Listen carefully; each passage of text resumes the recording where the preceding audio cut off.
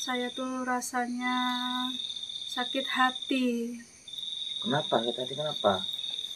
karena saya ditinggal sama pacar saya. Pacarnya orang mana itu pacarnya? Pacar saya jauh, Dari mana? luar Jawa. Kok nggak dicari, Mbak? Nggak bisa, bahkan dia pun ditelepon pun nggak bisa. Nomornya sudah nggak aktif lagi. Kenalnya dulu di mana kenalnya? Kita dulu kenalnya di mall.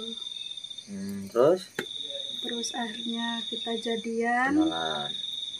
Habis jadian itu setelah seminggu kita pergi ke tempat sesuatu. Gitu. Itu di sini tuh dia kerja Pak? Gimana Pak? Sekolah apa gimana? Dia merantau kerja. Tahu tempat kerjanya? Nggak tahu tempat kerjanya di mana. Terus dia tinggal di mana waktu itu? Kos apa? Dia ngekos. Iya. Sudah berapa lama hubungan sama? Sudah 5 minggu.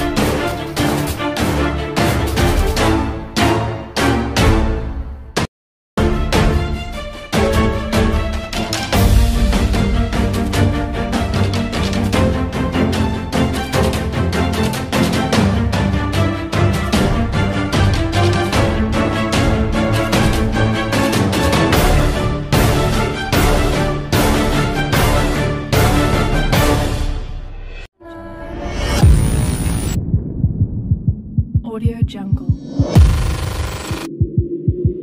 Audio Jungle.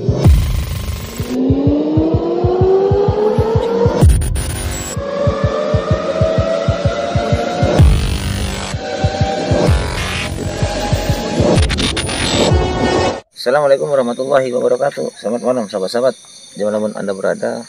Berjumpa kembali dengan saya. Saya sudah janjian sama korban aborsi ya, ibu yang sudah melakukan aborsi. Alhamdulillah sudah, ibunya selamat alhamdulillah, tapi subhanallah janinnya nggak terselamatkan karena kapan hari itu kita datang telat. Waktu itu telat karena waktu itu lihat di channel Gio ya, itu pas dalam bulan purnama ya, saat kita mau menolong ternyata udah keburu, udah diambil dulu.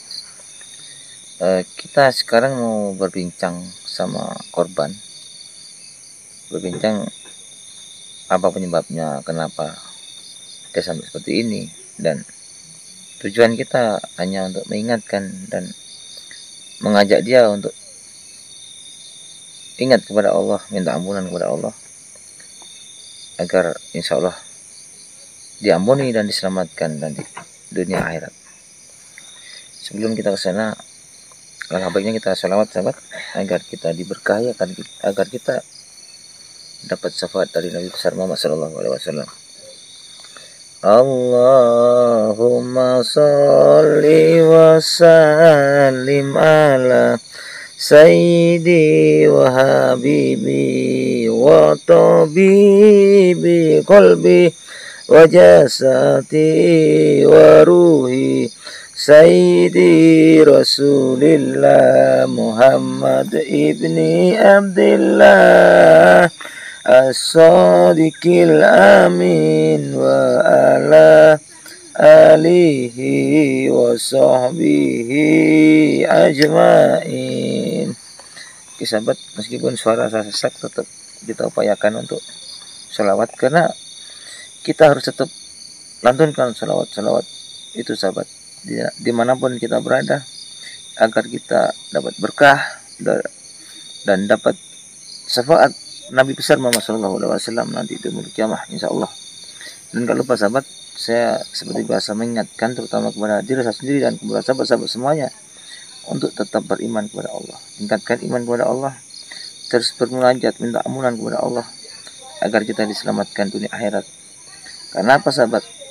Kita harus tahu tujuan hidup kita di dunia ini yaitu cuma satu. Tujuan hidup kita di dunia ini ialah setelah mati. Karena setelah kita mati, apapun yang kita perbuat di alam dunia ini, baik dan buruknya, itu nanti akan dipertanggungjawabkan sahabat, akan ditimbang baik dan buruknya, dan yang jelas akan dapat siksaan neraka. Pertama siksaan kubur, kalau memang itu larang-larangan Allah dilanggar, akan ada siksaan kubur nanti sampai hari kebangkitan. Maka dari itu sahabat, ayo kita terus berpacu, kita berlomba-lomba untuk menebar kebaikan, mendekatkan diri kepada Allah, menjauhi larangannya dan menjalani perintahnya. Allahu alam. Ayo kita langsung aja sahabat. Gimana ini, kita sebenarnya kasihan sama dia, darahnya banyak itu waktu kita lihat kemarin. Jadi nggak apa, kita tanya aja.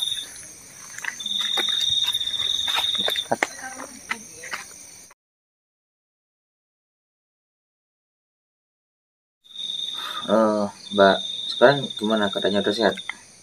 Alhamdulillah sehat.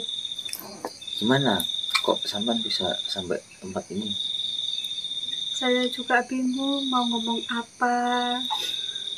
Saya tuh rasanya sakit hati. Kenapa? Kita hati kenapa? Karena saya ditinggal sama pacar saya.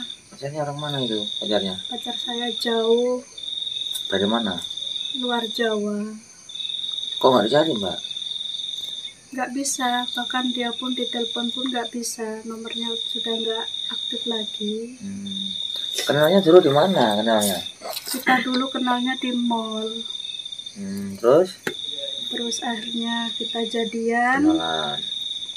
Terus habis jadian itu setelah seminggu kita pergi ke tempat sesuatu. Gitu. Itu di sini tuh dia kerja apa gimana, apa sekolah apa gimana? Dia merantau kerja. Tahu tempat kerjanya? Nggak tahu tempat kerjanya di mana. Terus dia tinggal di mana waktu itu, kos apa? Dia ngekos. Oh, Iya. sudah berapa lama hubungan sama? Sudah 5 minggu. 5 minggu? Iya. Masih baru? Baru. Langsung main genjot aja. Ya gitulah anak muda. Astagfirullahaladzim. Ini kok sampai ada kejadian sampai aborsi itu gimana ceritanya mbak? Ceritanya gini. Kenapa nggak dirawat aja di rumahnya kan? Saya malu. Malu karena perut saya sudah semakin besar. Bahkan saya pun pulang pun nggak berani. Orang tua pun nggak tahu keberadaan saya di mana. Dan saya nggak telepon sama sekali dan tidak dikasih tahu sama sekali. Ini darahnya kok nggak dibersihkan?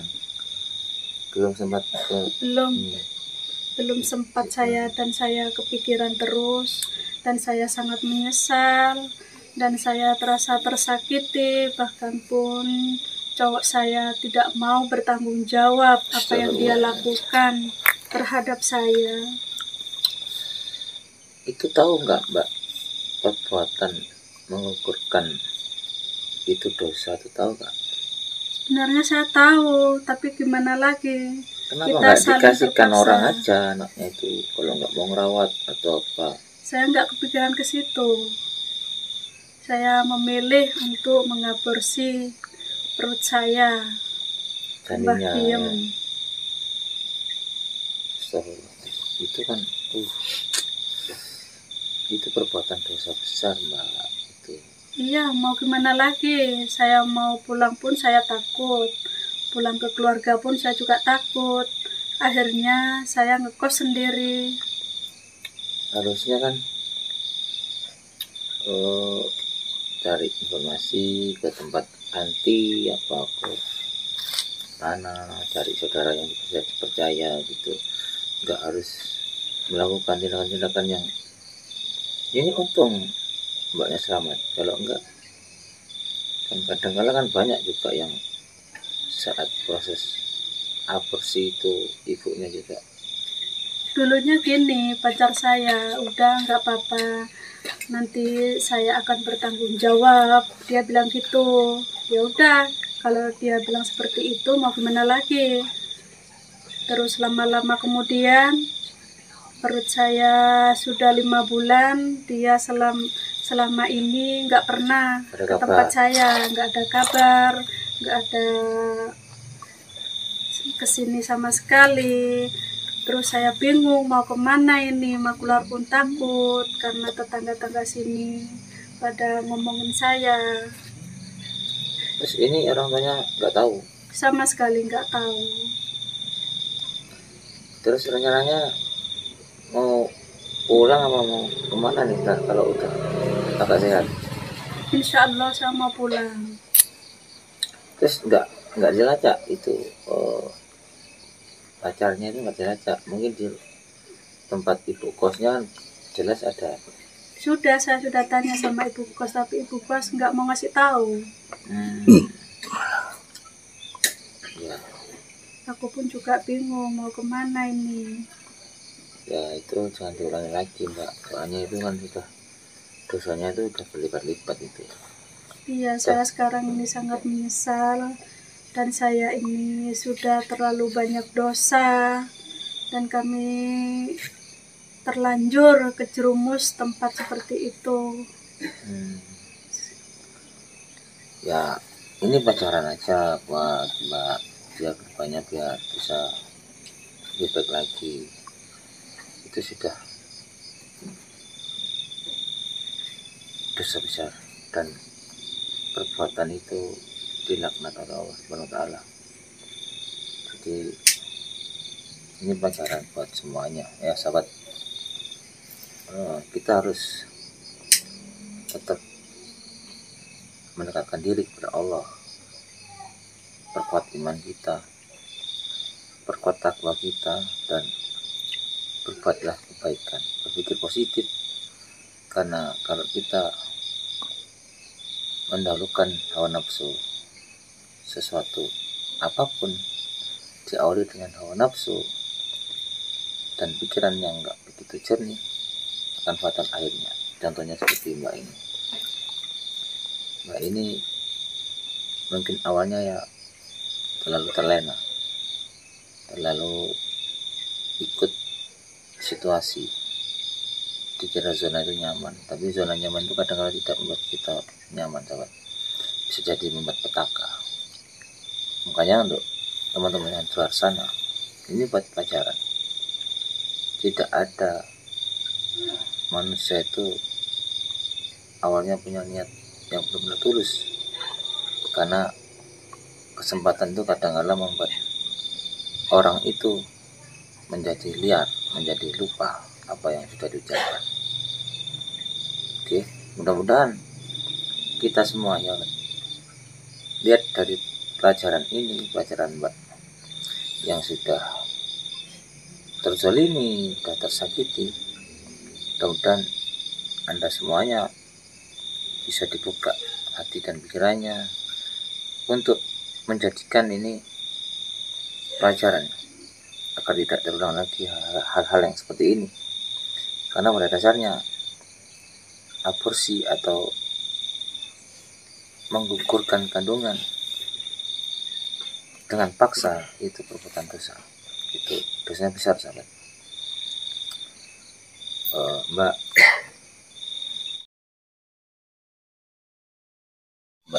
tadi sudah bilang sudah menyesal. Ini kedepannya ya diingat-ingat dan ini, karena nanti akan terulang, takutnya akan terulang lagi, akan memperbanyak dosa-dosa kita. Itu ya kita sarankan mbak untuk bertobat, untuk ingat dan menyesali perbuatan ini. Minta aja Mbak ya. Saya cuma minta kayak itu karena kita mau mengkondisikan atau mengajak Bagiem ini untuk bertobat biar tidak terus berbuat dosa, yang dosa itu akan terus berlanjut sampai nanti. Kasihan dia kan, dia udah tua. Jadi kita sebagai sama muslim akan mengingatkan terus dan mengajak siapapun yang sudah melakukan tindakan yang keluar dari syariat Islam, supaya kita bisa tobat dan nasuha. Minta aja Mbak ya, mohon maaf kalau saya mengganggu. Terima kasih waktunya. Assalamualaikum. Waalaikumsalam warahmatullahi wabarakatuh. Oke sahabat, kita mau ke Bagiem, tapi mungkin besok aja ya, karena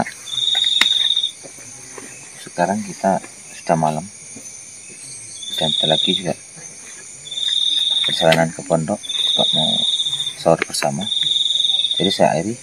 Assalamualaikum warahmatullahi wabarakatuh. Cuma